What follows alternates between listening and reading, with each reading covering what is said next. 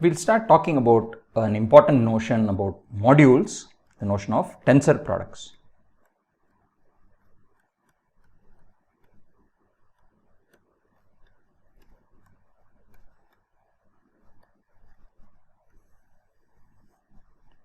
So recall what a module was. So we spoke about this in Algebra-I. So you have a ring R. Now an R module, or a left R module if you wish,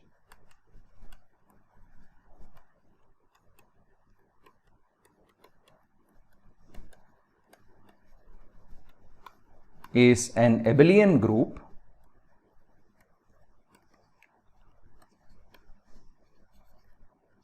M, it's called the operation as plus, together with the notion of scalar multiplication. So together with a map, so this is a scalar multiplication from R cross M to M, which is, it's denoted R comma M goes to R dot M. So this is scalar multiplication by R, satisfying the following axioms, satisfying a list of axioms. So number one, the identity, multiplicative identity of the ring, when it scalar multiplies any element, you get back the same element, alpha beta.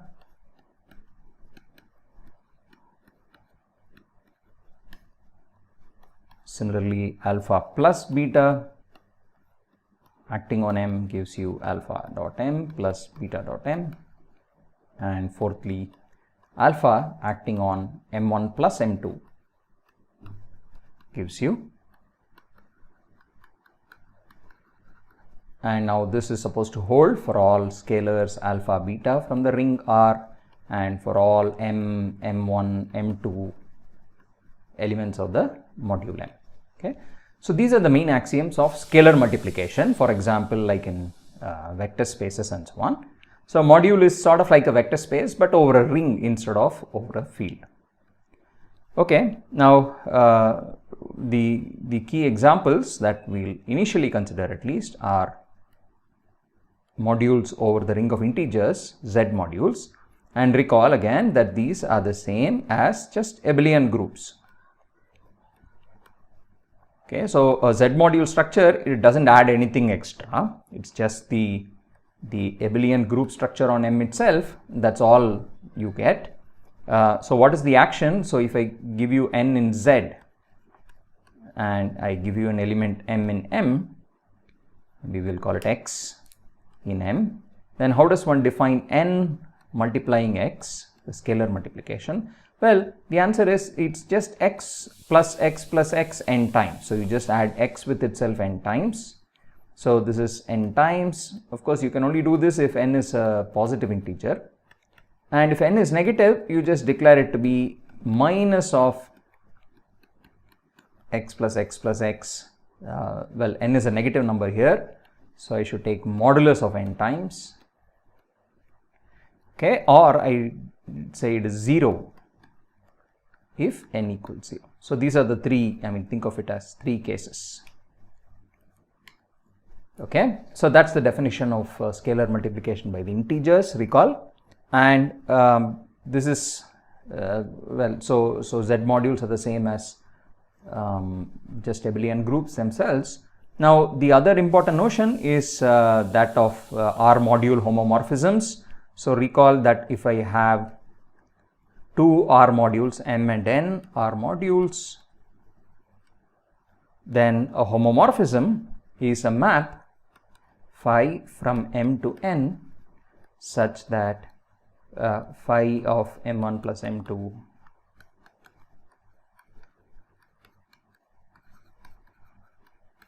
and phi of Rm, so R acting on M is just R acting on phi M for all M, M1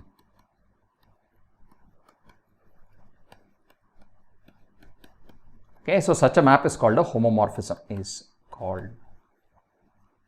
homomorphism, module homomorphism, or R linear map.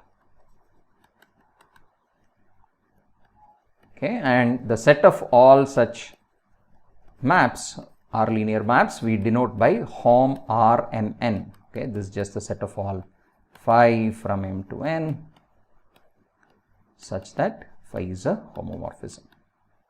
Okay, and we have seen earlier in Algebra 1 that this is actually an abelian group under pointwise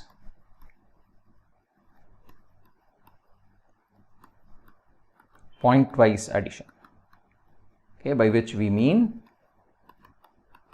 if you add, so I should tell you how to add two homomorphisms, and that's the operation now. You just perform addition point by point. This is the definition. Okay, and it's easy to check that it's an abelian group under this definition. Okay, now let's get down to tensor products.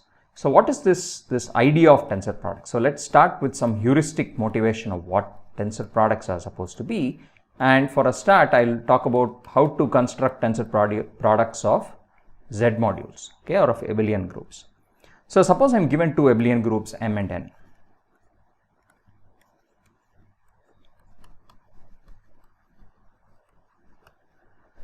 Okay, now what do we need to do? Well, we already know how to, well, given elements of M, we know how to add them together. Given elements of N, we know how to add them together. What we want is some notion of multiplication. Okay, so we want to really be able to multiply. That's where, so I'll put multiply in quotes, multiply elements of M with those of N. Okay, I want to try and construct some notion of multiplication. So observe, for example, that if I take M equals N, then this is sort of how this is where the ring structure comes up. You start with an abelian group structure and then you try to introduce some multiplication in it. And that's what a ring is really, right? Provided it satisfies the axioms. Okay, so now let me just give you some heuristic motivation. So what is a multiplication? First we have to try and understand what that means. By multiplication we mean a map. Okay, so by multiplication now of elements of M with those of N, we mean a map. Okay, now what is this map? It takes as input an element of M and element of N, and the output is an element of some other third abelian group, okay, some other Z module P. Okay, so when we say multiplication, this is roughly what we want to do. Okay, so what does this do? So where P is some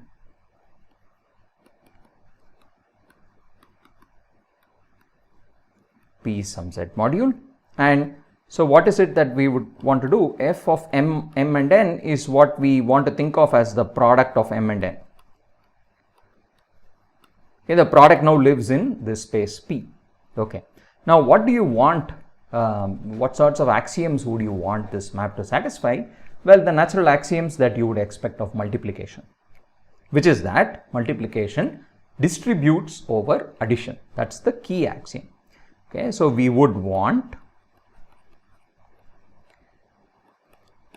this if you have really constructed a nice candidate multiplication map, then you would want it to satisfy this sort of distributive property, right? So imagine this what it is. It's like M1 plus M2 multiplied with N. You would want the answer to be M1 multiplied with N plus M2 multiplied with N. Okay, and you would want the same thing to hold in the other component, M comma N1 plus N2 equals F of M N1 plus F of M N2. Okay, and now this is true for all M's and N's in the appropriate spaces.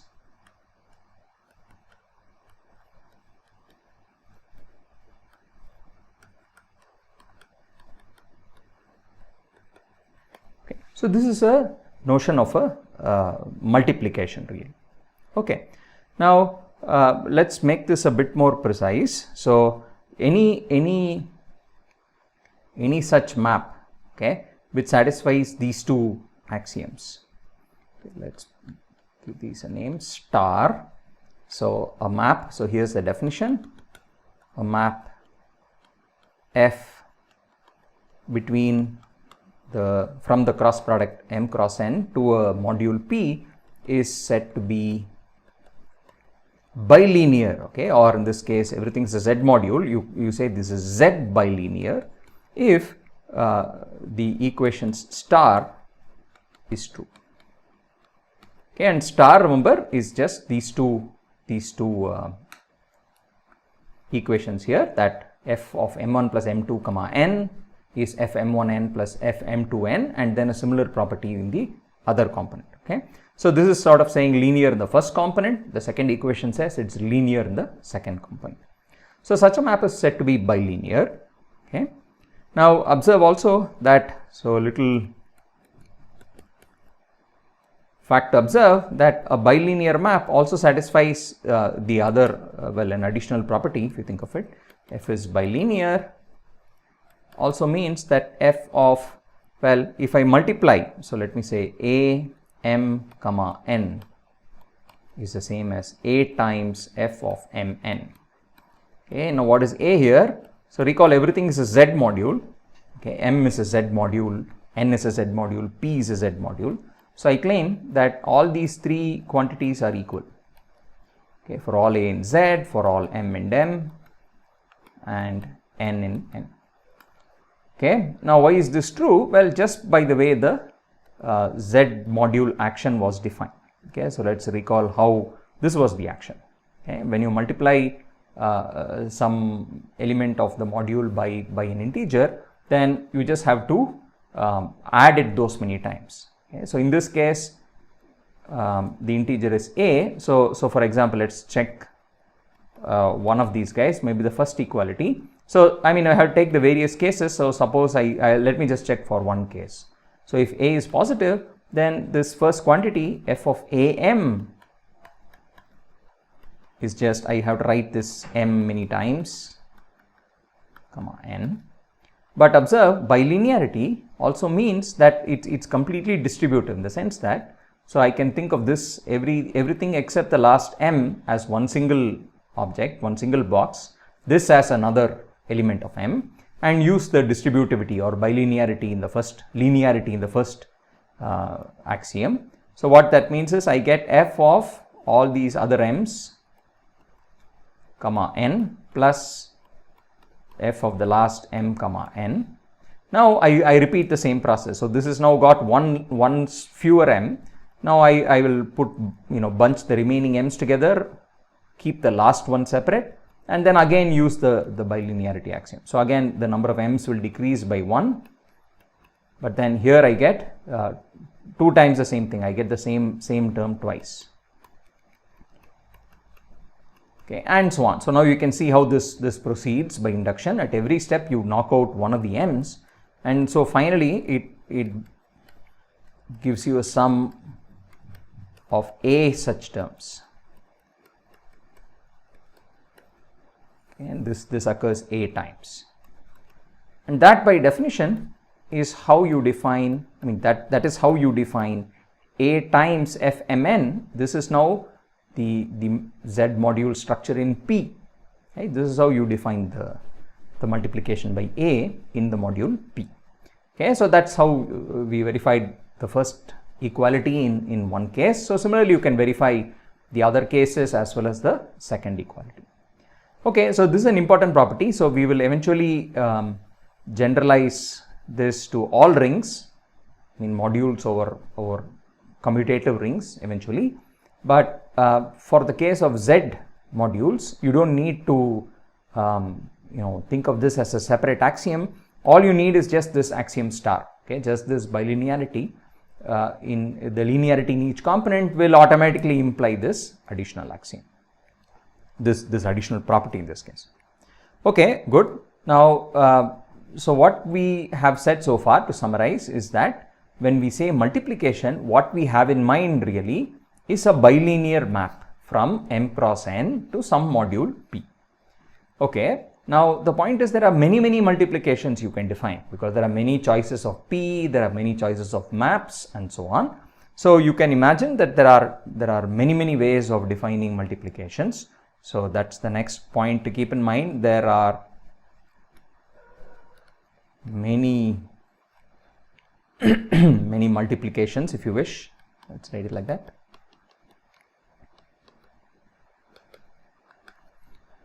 Okay, in fact, here's the multiplication is a bilinear map. In fact, observe that if I have one multiplication, that is, I have one bilinear map from M cross N to some module P, then I can construct from this other multiplications as follows.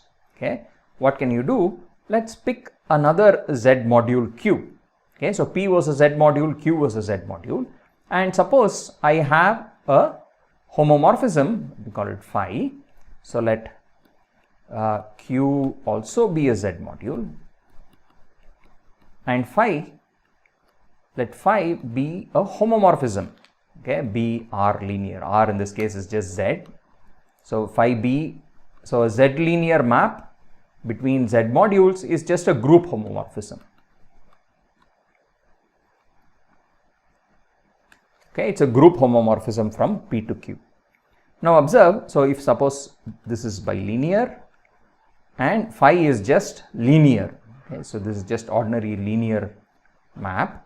Now when you compose these two maps, okay, so when you compose, what do you get? You get a map from M cross N to Q. Okay, so this is a composition phi composition F. Okay, and now here's the important fact that this new map is also bilinear. Okay, and the proof is rather easy if you just compute phi composition F. So what do we need to check? M1 plus M2 comma N is its phi evaluated on F of this, but F is bilinear, so it splits into two. Now phi is linear, okay, which means that phi of A plus B is phi of A plus phi of B. So this is just phi acting on F plus phi F. So this is composition of M to N. Okay, and that's exactly what we had to prove. That's the bilinearity in the first component. Similarly, you have to check linearity in the second. Similarly, check linearity in the second variable. Okay, so sometimes we say first variable and second variable when we mean, the first input and the second input, M and N. Okay, so what does this mean? It means that once you have one bilinear map, you can construct other bilinear maps. And in some sense, what is the tensor product? It is sort of the most universal bilinear map. Okay, so the tensor product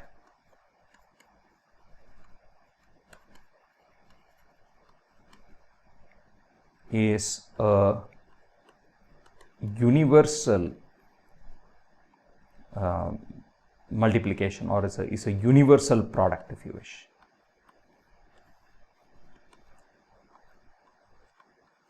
Of M and N. Okay, what does the word universal product mean? The phrase, it's a product from which all other products can be formed via this method. Okay, so somehow the tensor product it's sort of the most atomic sort of product you can form, the most universal one.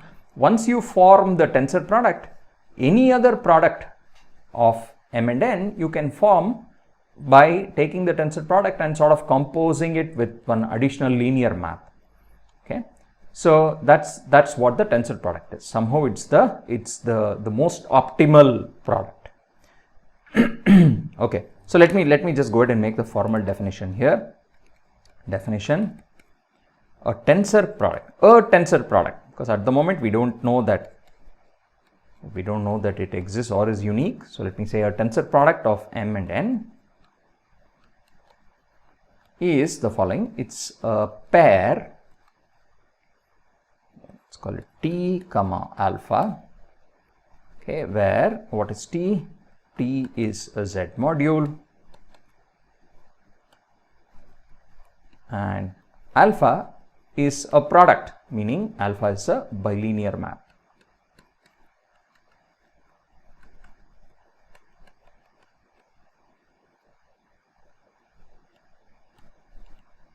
okay, with the following universal property. Okay, and this property is usually called, so let me call this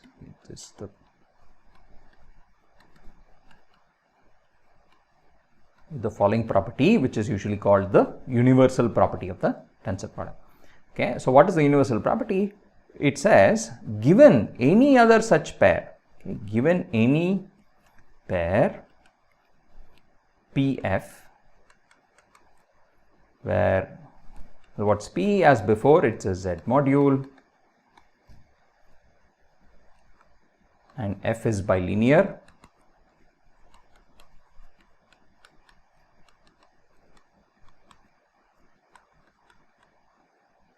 okay, and we usually depict all this by a diagram. So let's draw the diagram. So what are we given? M cross N to T, there is a map alpha, bilinear map. So this, remember, morally we are thinking of it like some sort of product. Now what we are saying is that tensor product is a very special guy, meaning given any other product P and a map F, then what is true, given any such pair, then there exists a unique map. Well, what sort of map? There exists a unique Z linear map. Let's call it F tilde. Now F tilde is a map like this, okay, from T to P, satisfying the following property, that this diagram commutes, by which we mean if you follow the arrows in either of the two ways, you get the same answer. F is the same as F tilde composition alpha. Okay. Now, what does this mean? If you just go back and look at what we said earlier, that if you have one product, then you can get any other product from it by further composing by a linear map. Now, what this is saying is the tensor product, once you have the tensor product, you can get any other product P, F from it as follows. You first do the tensor product map, the map alpha, and then you further compose it by this linear map F tilde. Okay. So the tensor product is somehow the most optimal product. You can get everybody else from the tensor product. Okay. Now, of course, at this point, it's not clear that it exists. Okay. And well, we have to do some work to show that it exists. But one thing that we can certainly do right away is to show that it is unique. Okay. So if it exists, then the tensor product is unique in a very specific way. It's called unique up to a unique isomorphism.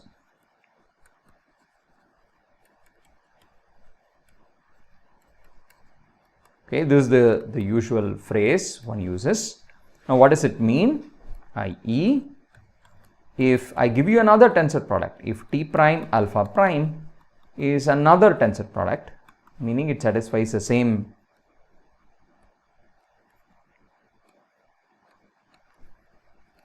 universal property, it's another tensor product of M and N.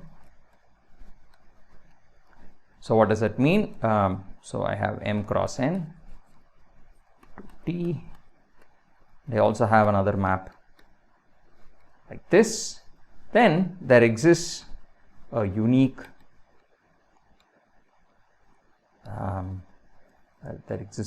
alpha tilde and beta tilde. Well, we can use the defining property of the tensor product. So let's just analyze for a minute what will happen. Because I know that T alpha has the universal property, so that's a tensor product. Now T prime and alpha prime, think of it as just some product, some bilinear map. So by the universal property of the tensor product, there's going to be a map like this, okay, which is what we would have called alpha prime tilde. Okay, so there exists a unique map alpha prime tilde from T to T prime, such that the diagram commutes, right, which means alpha prime tilde composition alpha is alpha prime. But by the same token, I can invert the roles of t and t prime. In other words, I can think of t prime alpha prime as it's a tensor product, and t comma alpha is just another product. Okay, it's a bilinear map. Then by the same token, I have a map alpha tilde, right? Because t prime alpha prime is a tensor product. So I can also conclude there exists a unique, this is a z linear map. So similarly, there's a unique map alpha tilde z linear from t prime to t such that alpha tilde composition alpha prime equals alpha, meaning the diagram commutes in either of the two directions. Okay, but now here's the interesting thing. Now observe what happens if you sort of compose these two maps. Okay, but so let's do the following. Let's look at this composition. Consider the composition of the two maps. So let's call it something beta equals alpha tilde composition alpha tilde prime. Okay, now what is this? This is a map from t back to t, right? It goes first to t dash and comes back to t. Okay. Now we have the following diagram. So we can actually draw a different diagram. I have m cross n. T, I have alpha. Now again I put t in both places. Now observe that on the one hand, so now I have this map beta here. Okay, so I claim that this diagram also commutes, meaning beta composition alpha is equal to alpha. So let's calculate. So what is beta composition alpha? Okay. Now let's go back. Beta is alpha tilde composition alpha prime tilde. So it's alpha tilde alpha prime tilde, and then I have to compose it with alpha. Now let's go up again. What is alpha prime tilde composition alpha? Well, that's alpha prime. So this is alpha prime tilde composition alpha is just alpha prime by its defining property. Now let's go up again. What else do we know? Alpha tilde composition alpha prime is alpha. Alpha tilde alpha prime is alpha. Okay, so what we conclude is that because sort of the diagrams commuted in both directions, in fact this diagram commutes. Okay, so what it means is the beta composition alpha is the same as alpha, but observe that there is actually another obvious map which makes this diagram commute. Okay, what is this map? Well, that's just the identity map on T. Okay, also observe that the identity composition alpha is also alpha. Okay, so I have two different maps, both of which make this diagram commute. Okay, I mean I have two maps, but remember what the tensor product was supposed to satisfy. So what is the definition of a tensor product? Given any such pair P comma F, there exists a unique Z linear map which makes this diagram commute. Okay, now beta is of course a Z linear map because it's a composition of two Z linear maps. Now the point is that I now apply the definition of the tensor product to this diagram. Okay, in other words, I think of this as my tensor product, and now think of T comma alpha as just being some product. Okay, some bilinear map is given. Then by the universal property of the tensor product, I know there must be a unique map from T to T which makes this diagram commute. But I know there are two maps, so those two maps must be equal. Okay, so by the definition, if you wish, by the definition of T alpha, in other words, by the universal property, the uniqueness tells me that these two maps must be equal to each other. What does that mean? Well, it just says that alpha tilde and alpha prime tilde are inverses of each other. Okay, I mean I should also do a similar thing in the other direction, which is with so I should probably have said consider also the other guy gamma, which is the thing in the other direction. Okay, so which is alpha, first go along alpha tilde and then go along alpha prime tilde. Okay, but and this, but whatever I'm telling you about beta also applies to gamma. Okay, so I should also do that maybe similarly, apply the same logic and conclude that the map gamma is also identity. Okay, now this tells you that if you compose alpha tilde and alpha prime tilde in either order, you get back the identity, so they are actually inverses of each other. So what that means in particular is that these two are isomorphic. They give you isomorphisms between t and t prime. So what is alpha tilde? It was a map from t to t prime is an isomorphism.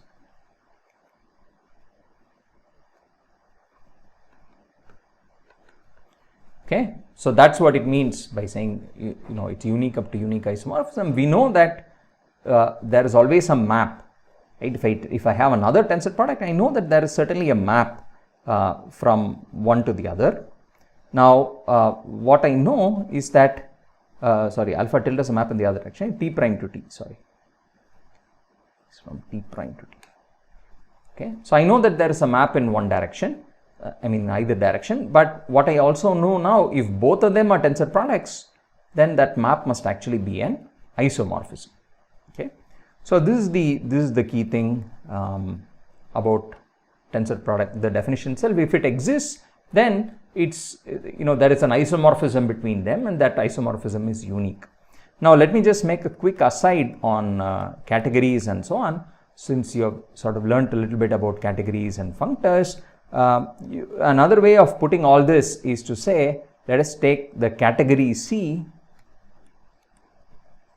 okay, whose objects, well, the objects are now slightly more complicated. So what are the objects? The objects are pairs P comma F, okay, where this is Z bilinear. Okay, you take all P's and P is a Z module. So take all Z modules P with bilinear maps from n cross n to P. That's your objects in your category. And what are the morphisms or arrows in this category? Well, the arrows are maps between the P's. Okay, so given a P and a P prime, so if we give you another object P prime F prime, what is an arrow from Pf to P prime F prime? So I should say an arrow from this pair to this is a Z linear map. Well, what should it be? There's only one obvious thing one can do. So given m cross n to P and given m cross n to P prime, what can I do? Well, I can define an arrow to be a map from P to P prime, which makes this diagram commute. Okay, so let's call this something. What's an arrow? It's a map, maybe G. It's a Z linear map G from P to P prime, such that G composition F is F prime. Okay, you sort of define it in a way that's reminiscent of how the tensor product was defined. So you can define a category in this way, pairs PF with arrows being maps between the P and the P dash, which makes this diagram commute. Once you set things up in this way, then observe that the tensor product is just an initial object in this category. Okay, so then the tensor product or a tensor product T alpha then becomes what we had called is an initial object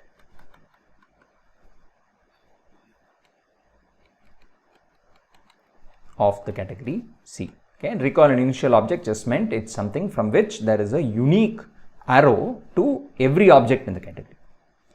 Okay, and that's, if you see, that's just another way of restating the way we define tensor products. Okay.